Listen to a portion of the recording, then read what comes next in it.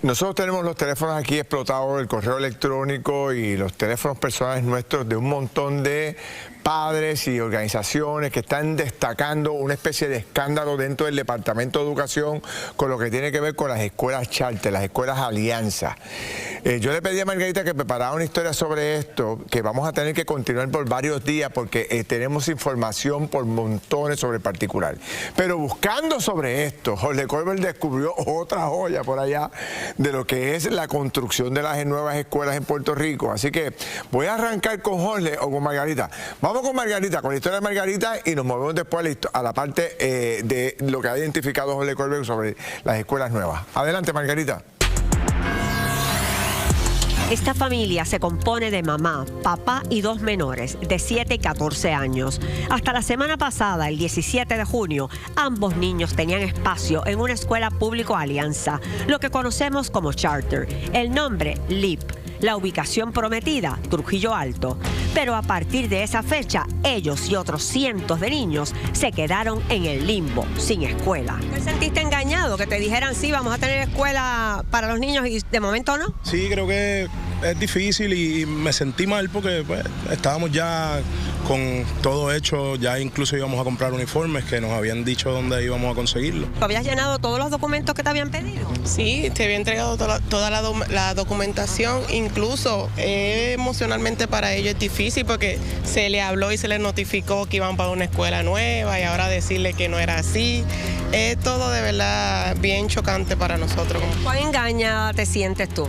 Pues mucho, porque ya teníamos en mente ya otros planes, cómo íbamos a hacer las cosas, para que nos dijeran ya un mes antes que no iba a ser así, que todo iba a ser diferente. Estas imágenes recogen la supuesta estructura que albergaría a los estudiantes. Es un centro comercial a medio construir, nada parecido a un plantel escolar.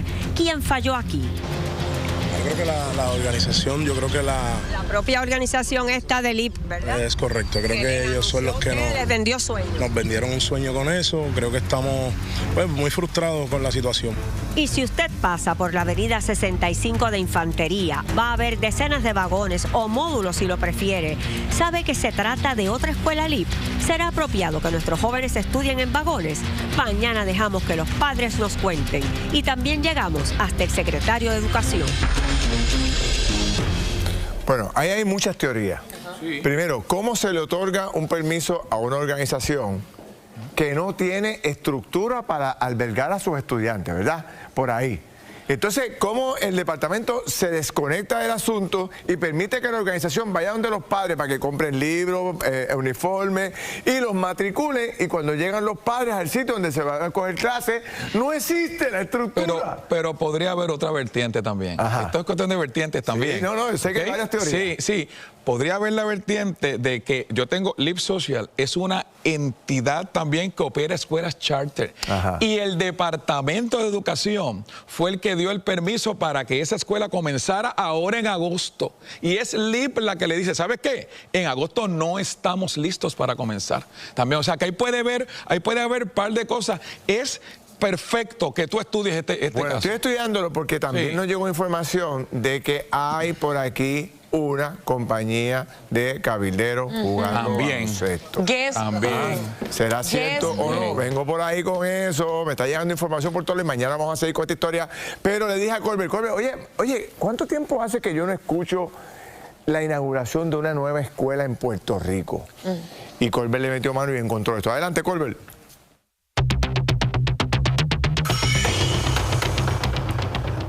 Así es, Felidán, oigan esto.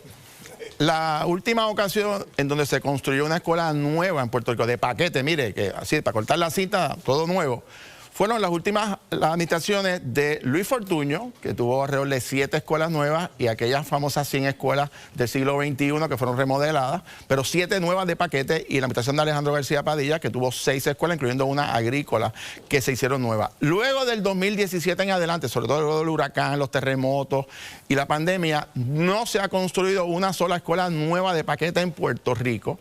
y la reducción de las escuelas y el número de estudiantes ha ido bajando aceleradamente. Quiero que vean estos datos oficiales del Departamento de Educación. Cuatrienio del 2009 al 2012, el número de estudiantes 492.429. Miren cómo fue bajando cada cuatrienio, el de Alejandro García Padilla, luego vino Ricardo Rosselló y Wanda Vázquez, Pedro Pierluisi. Hoy está en 231.010. Miren la diferencia entre la cantidad de estudiantes. Miren las escuelas, 1.521 para el cuatrienio de Luis Fortuño. Miren ahora 872, una reducción significativa. Básicamente las escuelas de nueva construcción, sí hubo adelantos con las escuelas Montessori, pero ya estaban debidamente instaladas, igual que escuelas modulares que se construyeron luego de los terremotos. Pero escuelas de paquete, la primera va a ser en Naranjito en noviembre de este año, según se nos ha informado por parte de la oficina del COR 3. Miren la cantidad de escuelas cerradas desde el cuatrienio de Luis Fortuño hasta el día de hoy, es decir, en ese espacio de tiempo, 649 escuelas, una reducción de 42%, y la matrícula, una reducción de 261.419 estudiantes, una reducción de 53%. La mitad de los estudiantes que teníamos en el 2012 hoy están presentes, pero ¿saben qué? El presupuesto es más grande. Hay más dinero que había en esa época y eso es lo que nadie entiende. Miren, desde el año 2024 hay asignados para el Departamento de Educación, para las escuelas, 2.100 millones, 2.1 billones con B. Solamente se ha desembolsado el 4% después de 4 años, lo mismo que se repite en otras entidades en vivienda y en otras series, en acueductos y demás. Miren y comparemos con otras jurisdicciones. Nueva York en los últimos 3 años ha construido 24 escuelas nuevas, la ciudad de Nueva York, el estado de la Florida, 16 escuelas nuevas y centros educativos. La República Dominicana, 1.155 nuevas aulas que totalizan 46 escuelas modernizadas, y en El Salvador 70 nuevas escuelas y centros educativos. Quiere decir que países de Latinoamérica, jurisdicciones de Estados Unidos, están invirtiendo en recursos para construir escuelas nuevas, pero en Puerto Rico, teniendo el dinero, todavía es la hora que básicamente en los últimos 3-4 años no se ha construido ni una sola escuela nueva de paquete. La primera en noviembre en Naranjito, crucemos los dedos que finalice para esa época. Pasamos con Ferdinand. Bueno, a mí me parece escandaloso, te voy a decir por qué. ¿Por qué? Bueno, probablemente, o sea, sin duda alguna se ha reducido la población estudiantil, ¿verdad? Y parecería una locura construir escuelas nuevas cuando tenemos menos estudiantes. Y hemos cerrado escuelas. Claro, pero ¿no le parecería a ustedes que ya es hora de modernizar, eliminar esas escuelas que tenemos y atemperar a los nuevos tiempos? Oye, ¿qué es lo que reina ahora mismo en el mundo? La inteligencia artificial. ¿Dónde rayos Puerto Rico tiene una facultad, una estructura para poder albergar a los estudiantes y darle de esta materia? Mira, no sé si tenemos un visual de la última escuela de El Salvador, de Bukele. ¿La tenemos?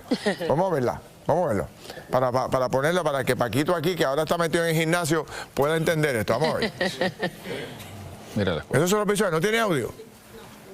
Mira, estos son la última, una de las últimas escuelas que se han construido allí, con toda la tecnología, facilidades, etcétera, etcétera, etcétera. Había un video con audio que estaba mejor que yo narrándolo aquí, pero más o menos ahí están los visuales. El punto es, ¿qué es? Que no tenemos la capacidad nosotros para mover, conseguir los permisos, no hay necesidad. ¿Qué es? Porque hay 2 billones, 2.000 millones de dólares y no los usamos. ¿Qué va a pasar? Paco, ¿cómo lo ves tú, Efraín? Bueno, déjame presentarlo.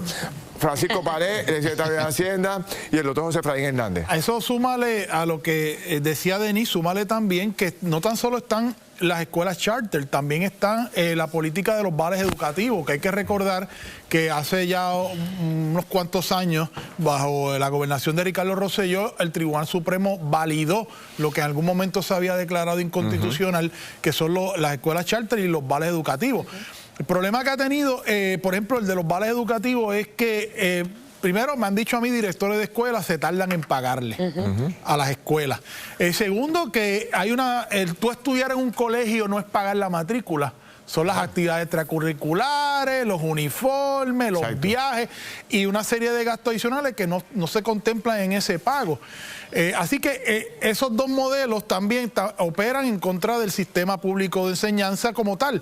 Además, todos sabemos que los profesionales y la gente, la gente lo busca siempre la manera en matricular a sus hijos en las escuelas privadas.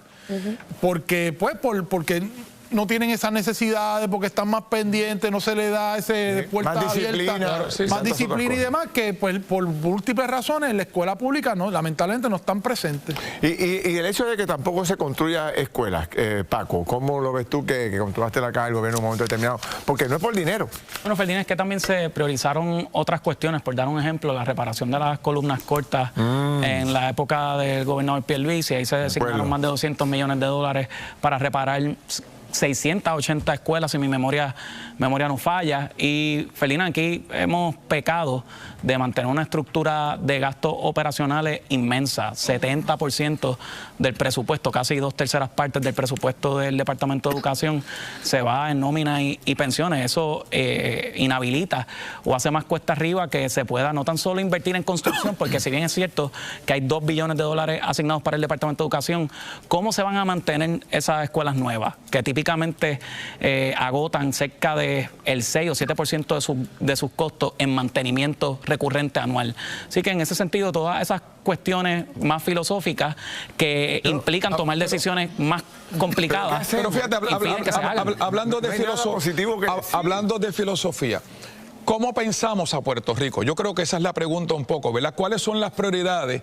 Porque si el sistema de educación no es una prioridad para el gobierno, ¿qué es prioridad para el gobierno? ¿Verdad? Cuando todos los países se están moviendo un poco, no solamente infraestructura, sino un sistema de educación más competitivo. ¿Qué pasa que la prioridad, José Efraín? ¿Qué pasa que la prioridad? Perdóname, considera esto y añadirle a la pregunta. ¿Cuál es, yo se lo decía Paco ahorita en la oficina conmigo, cuál es una de las razones fundamentales para la gente mudarse del país? ¿La educación? La educación. ¿Por qué? Se van para la Florida, se van para Nueva York y para otros estados a buscar escuelas con toda la tecnología, con todo el favor. Entonces, aquí no construimos ni una sola. Y no solamente eso, Ferdinand, y permito que conteste la pregunta de Víctor. Yo voy mucho a las escuelas a hablar, y yo no sé, pero ir a una escuela como la que yo voy a hablar, yo no quisiera estudiar ahí. Te lo digo con mucho, ¿verdad? Con mucha tristeza.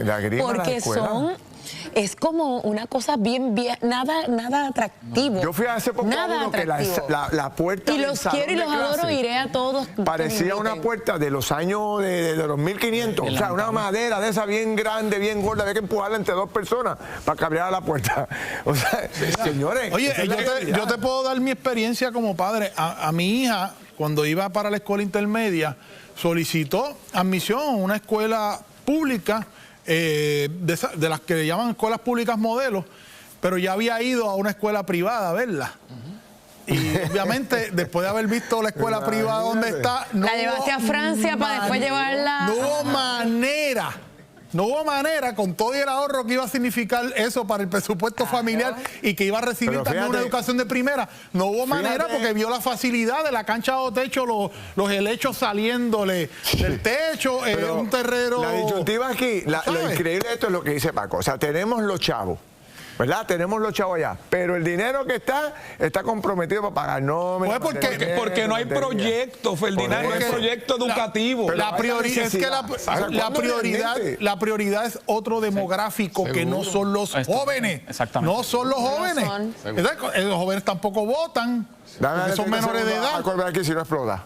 No están teniendo hijos la gente, así que esos jóvenes, esos niños de edad escolar, no son la prioridad es pagar las pensiones, dar contratos y resultar electo cada 4 años para repartir el presupuesto entre cabilderos y amigos de la casa. Ese mismo patrón de educación, de tener miles de millones de dólares que no se utilizan, está ocurriendo en la Universidad de Puerto Rico también, que tenemos 1.100 millones y lo mismo, 4% de desembolsado. Ellos todavía no se han enterado que tienen que cerrar ese recinto. Y lo que yo quisiera preguntar sobre el Departamento de Educación es si ya no llegó, o sea, no ha llegado el momento donde se piense seriamente delegar el mantenimiento de la escuela a los municipios y darle los recursos entonces a los municipios, porque si el gobierno central es incapaz de hacerlo y tiene OMEP y tiene la oficina de la Autoridad de Edificios Públicos y eso no se mueve, pues quizás los municipios sean la solución, no sé. Pero ¿sabes lo que eso implica, verdad? Eso es sustraer ese presupuesto del Departamento de Educación, del gobierno central, enviarlo para allá, y eso implica potencialmente despidos.